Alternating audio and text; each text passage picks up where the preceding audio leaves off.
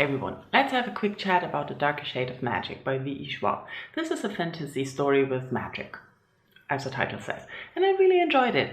This is set in a world basically where there are 4 Londons, or 4 different worlds stacked upon each other. And in the past all these worlds were connected through doors, but then something happened in the past, so they had to lock the doors, and now the worlds are separate from each other. But there are still some people who can open doors and move between the worlds. And that's how the book starts. We follow Cal, an Antari who is able to move between worlds and thus is a messenger for the kings in those different worlds. You just get thrown into the story and the magic world, and it explains itself as it goes along. And I really like when things do that.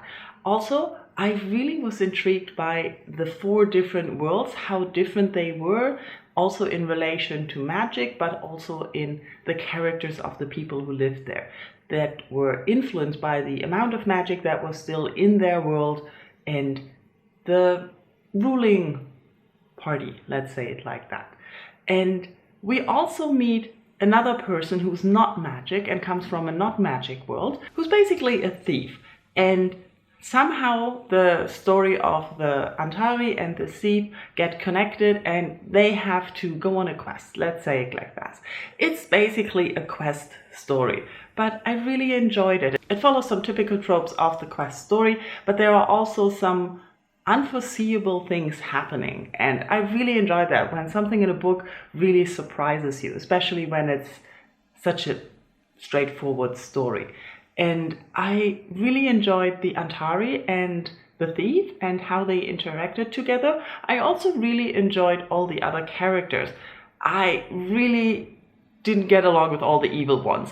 The villains in this book, they're really villains. That deep, dark evil where you don't know how you're supposed to win against it. And it stressed me out a bit, I have to be honest there, but it was really well done. The writing is very simple to get into, it really drags you along and it flows, and you just feel yourself falling into the story, into the characters, and getting lost in all these different Londons. And yeah, I highly enjoyed it. This is the first in a series, but it can be read as a standalone, which I'm currently doing. I don't know if I can handle the stress of the cliffhangers in the second one. Maybe one day. Anyways, that were my thoughts on The Darker Shade of Magic. What about you? Have you read the book? Have you heard of it? Is it on your wish list? Tell me about it. Let's talk magic. Thank you for watching. Bye-bye.